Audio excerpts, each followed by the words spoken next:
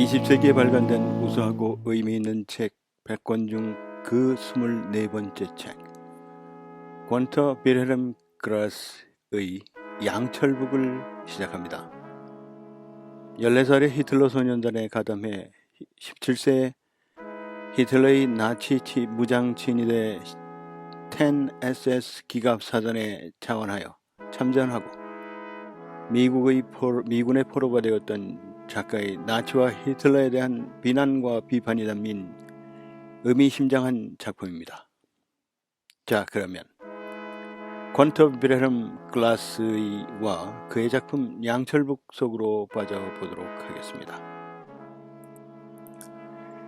권터 글라스는 독일 제국 다니치 자유시로 현재 폴란드의 그단스크에서 1927년 10월 16일에 식료품 상인이었던 독일계 루터교 신자인 아버지 빌헬름 그라스와 슬라브계 소수민족 카슈비아인인 카톨릭 교도 어머니 헬레나 그라스 사이에서 일남 일녀 중 외아들로 태어났습니다.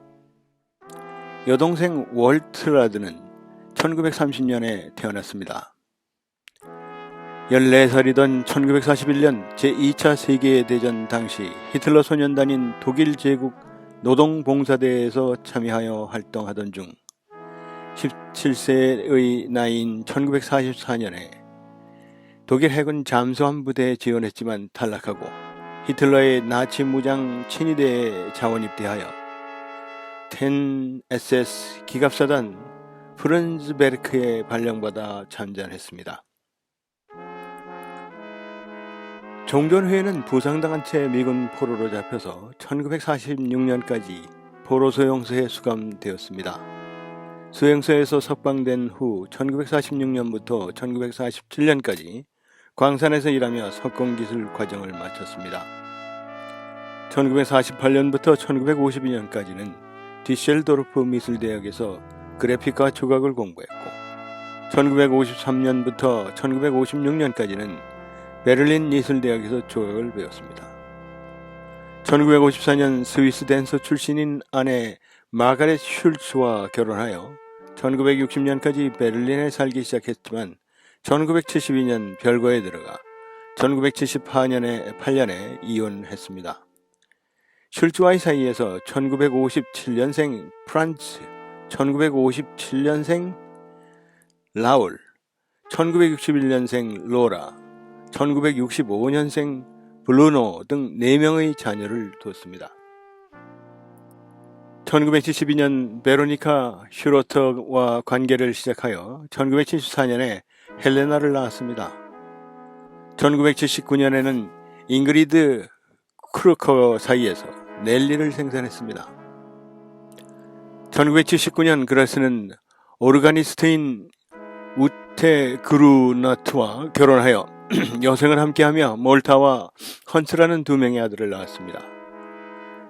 그라스가 죽을 때 18명의 손주를 두었습니다. 그라스는 1955년 슈투트가르트 방송국의 서정시 경연대회에서 입상한 뒤 1956년부터 1958년까지는 예술작품 전시와 별도로 작가 활동을 시작하여 단문, 시, 희곡 등을 발표했습니다. 1959년에 매우 묘사적인 언어로 나중에 영화화되기까지 한 양철북을 발표했습니다. 이 작품으로 그라스는 제2차 세계대전 후 처음으로 세계문학계의 이름을 날린 독일 작가가 되었습니다. 이어 고양이와 쥐, 개해에서도 전쟁과 전쟁 후에 걸친 시대의 과오를 적나라하게 파헤치고 있습니다. 작품의 무대는 모두 고향인 다니치를 배경으로 하고 있습니다. 이 밖의 작품으로는 달팽이의 일기에서 넙치 등이 있습니다. 1996년에는 유로문화 공로상을 받았습니다. 그라스는 소설가로 활약하는 한편 부조리 극적인 소품인 요리사, 홍수, 버팔로까지 앞으로 10분 등을 발표한 바 있습니다. 1965년에는 현대 정치에도 직접 행동으로 참가하여 동서독일의 분열이라는 가장 현실적인 문제에 대담하게 도전한 천민의 폭동 연습을 발표했습니다. 동독의 폭동이 일어난 1953년의 브레히트를 모델로 하여 예술과 정치 관련을 추구한 작품인 도글의 비극도 발표했습니다. 그라스는 전후 독일 사회민주당의 주요 지지자가 되어 외국인 혐오증, 신나치주의 등에 반대하는 사회활동에 적극 참여했습니다. 그라스 문학의 주요 주제는 2차 세계대전과 나치의 이데올로기가 독일과 독일 국민에게 미친 영향과 그에 대한 비판을 포함하고 있습니다. 그라스 작품의 배경인 독일 제국 시대의 단위치인 폴란드의 그단스크 시의 위치와 독일과 폴란드 사이의 모호한 역사적 지위는 종종 인종그룹 간의 모호함의 상징으로 서 있습니다. 그라스의 작품에서는 전쟁의 반대편에서 싸운 독일인과 슬라브족을 포함하여 다루고 있습니다. 권터 클라스의 작품은 불결하고 합당하지 않은 것으로 간주되어 우생학적인 대량 학살의 대상이 된 사람들과 같이 주변적이고 소외된 주제에 대한 지속적인 관심을 보여줍니다. 그라스의 문학 스타일은 현실적 자전적 요소와 신뢰할 수 없는 화자, 아이러니를 만들거나 사건을 풍자하여 사회적 비판을 형성하는 사건과 혼합하여 독자에게 의문을 제기하고 복잡한 질문을 던지는 사실주의적 요소를 내포하고 있습니다. 그라스는 1960년 독일 사회민주당에 가입하여 핵무기에 반대하는 등 적극적으로 사회활동에 가담해 비판적 지성으로 불렸습니다. 빌리 브란트 총리 재선을 위한 시민운동을 이끌기도 했으며 헬무트 콜 낙선운동에도 적극 가담했습니다. 하버드 대학에서는 명예 박사학위를 받았습니다. 1999년에는 노벨 문학상을 수상했습니다.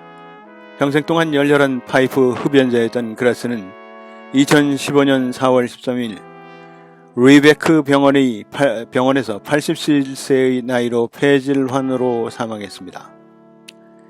2015년 4월 25일 1995년부터 그가 살았던 리벡에서 남쪽으로 15마일 떨어진 벨렌도르프의 가정묘지에 묻혔습니다. 2015년 5월 10일 리벡 극장에서 열린 그라스 추도식에는 미국에서 방문한 소설가 존 어빙이 추도사를 했습니다. 요하임 가우크 독일 대통령, 게르하르트 슈레더 전 총리, 모니카 그레스터 연방문화국장, 영화감독 볼코 슐렌도르프, 그단스크 시장 파베우 보그단, 아마모미치 등 저명 인사들이 대거 참석하여 애도를 표했습니다. 애도자들은 그라스가 저술 작업을 통해 예술가와 예술 자체의 독립을 옹호했다고 언급했습니다. 파베우 아마모미치 시장은 애도사에서 그라스가 독일과 폴란드 사이의 틈을 메웠다고 말하면서 소설가로서 그 어떤 정치적 타협에 대한 의지가 없었다고 증동했습니다. 앙겔라 메르켈 독일 총리는 그라스는 독일 전후 역사를 보듬고 주저하는데 예술적으로 또 사회정치적으로 헌신했다고 추모했습니다. 영국 작가 살만 루시드는 우리 시대의 진정한 거인이 숨졌다고 애도했습니다. 그에게 글은 삶의 일부이자 자신을 담아놓는 곳이었습니다. 그라스는 오늘의 독일이 나치즘이 아닌 나치즘이 남긴 정신적 물질적 폐허 속에서 성숙한 민주공화국으로 성장하는 데 결정적인 기여를 했습니다.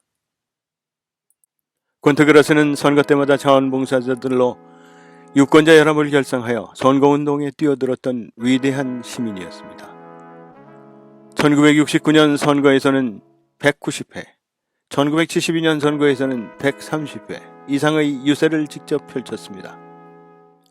1999년 노벨상을 받고 나서도 바로 슐레이스 비히 홀슈타인의 주의의 선거에 지원 유세에 나설 정도였습니다.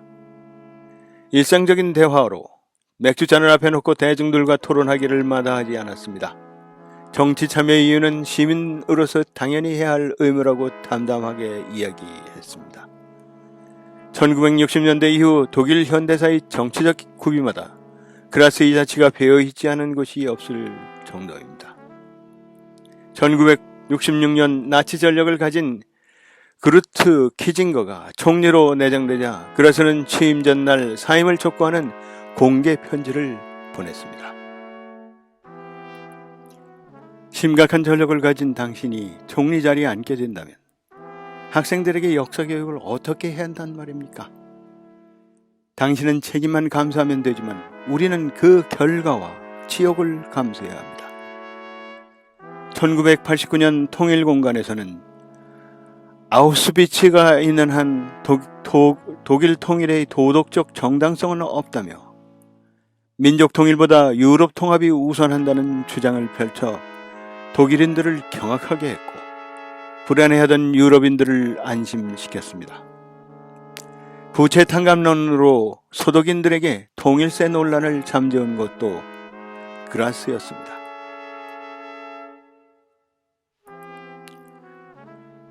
윈터 그라스는 이런 거침없는 터부 파괴로 둥지를 더럽히는 자, 조국이 없는 놈이라는 등 온갖 비난을 한 몸에 받았지만 동시에 독일이 나치즘에 의해 실추된 도덕적 권위를 회복하고 유럽연합의 중심국으로 도약하는 데 정신적인 토대를 마련해 주었습니다. 그러니 그라스가 독일 정체성의 생산공장, 독일 민주주의의 교사, 독일의 비공식적 양심이라고 불리는 것입니다. 독일이 유럽으로부터 존경받는 국가가 된 것은 과거 청산을 문학의 중심 주제로 삼았던 그라스의 덕으로 오늘의 독일은 윈터 그라스의 정신에서 탄생한 나라인 것입니다. 양철북은 윈터 그라스의 대표작이자 또 데뷔작이자 출세작입니다. 2차 대전 당시 나치 휘하의 독일을 배경으로 성장을 거부하는 소년의 모습을 통해 전체주의적 파시즘에 대한 비판을 보여줍니다. 이 소설은 1부, 2부, 3부로 나뉘어져 있고 시대의 배경은 1899년부터 1953년까지 양차 대전과 나치 시대, 전후 복구 기간까지 포괄합니다. 혼란했던 시대의 상황과 함께 굴절되고 일그러진 인간의 초상을 그려냈습니다.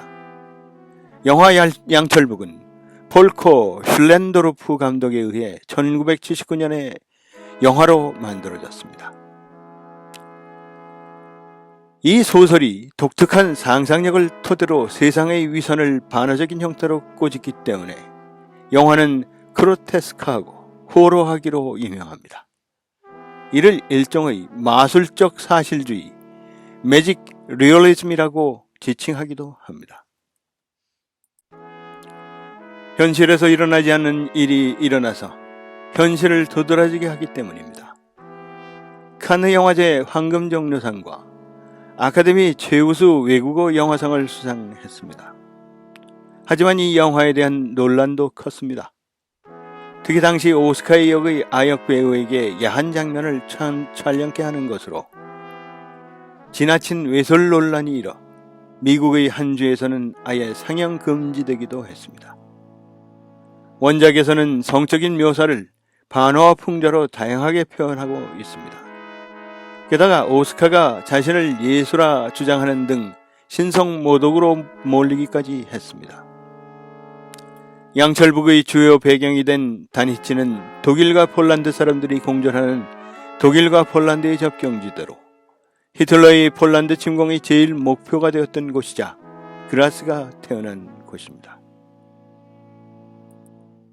제2차 세계대전 중에는 독일이 다니치를 독일화시켰으나 2차 대전 이후 소련에 의해 완전히 폴란드령이 되어 오히려 대대로 살던 독일인들이 쫓겨나 지금은 완전한 폴란드 도시가 된 그단스크입니다. 바웬사가 중심이 된 폴란드 민주화 운동의 중심지이기도 했습니다.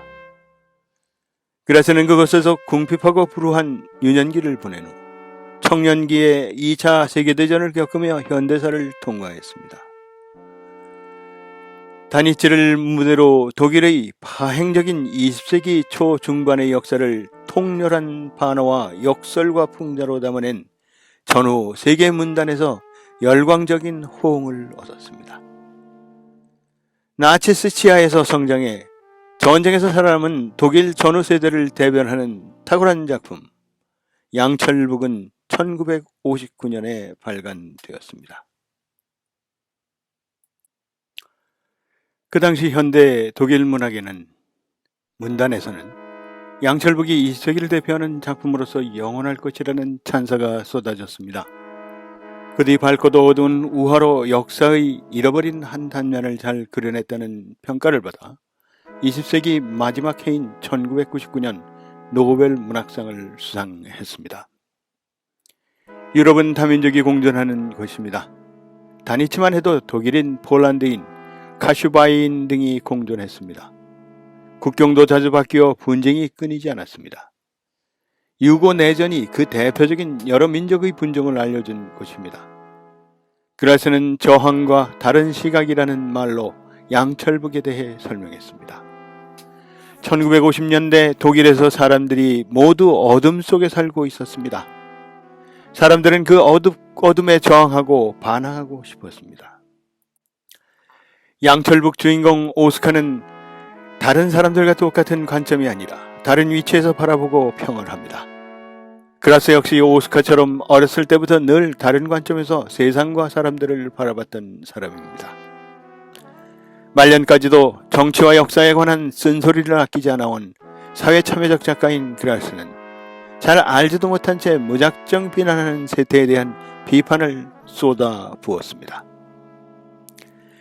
제2차 세계대전 기간 중 청소년기를 보낸 그는 17세 때 히틀러의 나치 친위 기갑부대에 자원하여 복무한 적이 있는데 여기서 얻은 죄의식은 훗날 그라스의 문학 인생 전체를 관통하는 주제가 되었습니다.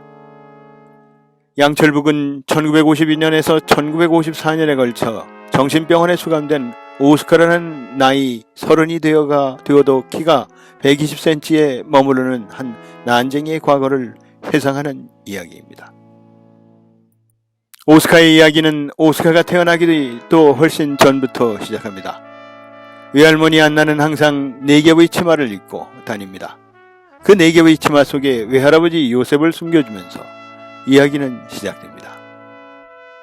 요셉은 방화범이라 불리는 실은 폴란드 독립운동을 일으키던 사람이었습니다. 그 사이에서 태어난 아그네스는 요리를 잘하는 식료품 가게 주인 마체라트와 결혼합니다. 그러나 실은 사촌인 얀 브론스키와 사랑하던 사이였습니다. 아그네스는 결혼 이후에도 브론스키와 관계를 이어갑니다. 오스카에겐 명목상 아버지 마체라트와 진짜 아버지 브론스키, 이렇게 2명의 아버지가 있는 셈입니다. 마체라트는 독일을, 브론스키는 폴란드를 상징합니다. 마치 다니치가 독일과 폴란드 사이에서 정체성이 갈리는 것처럼 말입니다. 마체라트와 브론스키는 어머니 아그네스와 함께 우정을 나눕니다. 그러나 그러한 삼각관계 사이에서 오스카가 태어납니다.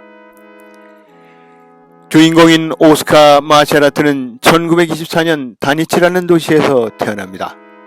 3살이 된 오스카는 어머니와 외사촌 얀의 불륜적인 관계를 목격하고 기존의 체제에 대한 반항과 겁으로 지하실 계단에서 떨어져 스스로 성장을 멈춰버립니다. 이는 독일이 나치 집권기로 들어가던 시절과 맥을 같이 합니다. 오스카의 성장이 멈춘 것은 더 이상 독일의 시민의식이 성장하지 못하고 암흑시대로 들어간 것을 상징하기도 합니다. 하지만 오스카는 이미 태어날 때부터 정신이 성숙해 있는 걸로 설정되었습니다. 그리고 늘 양철북을 두드리며 누군가 그의 양철북을 떼어놓으려고 할 때 괴성을 질러 유리를 깨뜨리는 초능력으로 그의 반항의식을 드러냅니다. 훗날 마체라트는 나치당원으로, 블론스키는 폴란드 우체국 공무원으로 각자의 길을 가게 됩니다. 나치스 독재 정권의 지배와 2차 대전의 발발로 여러 직업을 거치면서 떠돌아다닙니다. 브론스키는 1939년 폴란드 패망과 함께 죽고, 마체라트는 1945년 독일의 패망 시 나치당 배지를 삼키고 죽습니다. 오스카는 1945년 독일의 패배와 아버지의 죽음을 계기로 다시 99cm에서 120cm로 성장하기 시작해 새로운 생활을 하게 됩니다. 하지만 아직도 키 작은 난쟁이고 게다가 등에는 혹까지 생겨나고 있었습니다. 그리고 살인사건에 연루돼 정신적 충격을 받아 정신병원에 입원하고 맙니다. 이는 전후 독일 사회가 과거로부터 나아가지 못했음을 의미합니다. 내게는 아직 북이 있었다. 거기에다 내 북 목소리도 남아있었다. 그러나 내게 있어서는 오스카의 소리야말로 북 이상의 나의 존재를 실증하는 영원히 신선한 증거물이었다. 즉 내가 노래로 유리를 산산이 가루로 만드는 한 나는 존재하고 있었던 것이며 내가 겨눈 호흡이 유리의 숨통을 끊는 한 내 속에는 생명이 존재하고 있었던 것이다. 양철북을 두드리며 높은 목소리로 유리를 깨는 오스카의 모습은 공격적이고 파괴적인 나치 독일의 모습입니다. 오스카의 유아적 혹은 불구적 모습은 역사의식과 책임감이 결여된 독일 소시민 계층의 자화상이었습니다. 그리고 나치즘의 과거를 청산하지 못한 전후 독일의 모습이었습니다. 이 소설에서는 여러 종류의 사랑이 나옵니다. 오스카의 어머니 아그네스와 브론스키의 위험한 줄타기 같은 사랑을 시작으로 오스카와 마리아의 어린아이 같은 사랑이 나옵니다. 마리아는 오스카와 동갑으로 정상적으로 성장한 오스카와는 확연히 다른 존재입니다. 그녀는 오스카의 어머니를 대신하여 마체라트와 결혼함으로써 동갑내기 오스카의 계모가 됩니다. 오스카는 마리아가 낳은 아들 크루트를 마체라트가 아닌 자신의 아들이라고 주장하기에 이릅니다. 하지만 그의 잃은 첫사랑은 깨지고 그는 그 여러 여자들과 만나지만 좌절을 맛보게 됩니다. 이 책에서의 성적 묘사는 강렬하여 논란이 되기도 했습니다. 이 소설의 주인공은 오스카이지만 또 다른 주인공은 오스카가 성장을 멈춘 1927년에 단치히에서 태어난 권터 그라스 자신이기도 합니다. 유럽 역사상 가장 끔찍하고 잔인한 시대를 관통하는 이 난쟁이의 여정을 통해 권터 그라스가 묻고자 하는 것은 독일의 도덕적 과거 청산과 건전한 정체성 회복이었습니다. 이 시대의 진정한 거인 권터 그라스가 양철북 후속 작품으로 1961년에 발표한 고양이와 쥐, 1963년 개들의 시절은 이 양철북과 함께 다니치 3부작으로 알려져 있습니다. 다니치 3부작의 핵심은 독일인이 제2차 세계대전을 어떻게 경험했는가입니다. 그 당시 그라스는 작가적 양심에 따라 나치스 치하의 상함과 그 원인, 파생된 문제들을 다뤄야만 했습니다. 행동하는 지성인 혹은 비판적인 지성인으로 불린 그라스는 1960년 베를린으로 돌아와 독일 사회민주당에 가입해 핵무기 반대, 인종차별 철폐 등을 주장했습니다. 권터 그라스가 독일 통일의 과정에서 동독이 소독에 일방적으로 흡수되는 방식으로 진행된 것에 줄곧 비판의 목소리를 높여왔습니다. 2002년 한국을 방문했을 때도 한국이 물리적이 아닌 화학적 통일을 이룰 것을 조언했습니다. 그의 거대한 삶이 담긴 책을 읽으며 이해와 난해를 반복하게 되는 것은 어쩌면 당연한 일입니다. 권터 그라스는 양철북을 통해 자신의 나치 전력에 면죄부를 주고 있기도 합니다. 작고하기 직전까지도 독일 사회민주당의 추종자로서 신나치주의에 반대하고 외국인 혐오증을 비판하며 건전한 시민사회를 위한 사회활동에 적극 참여했던 걸로 보면 말이죠. 지금까지 권터 빌헬름 글라스의 양철북을 살펴보았습니다. 20세기에 발간된 우수하고 의미 있는 책 100권 중 그 25번째 책 조셉 헬러의 캐치 22 편에서 뵙겠습니다. 감사합니다.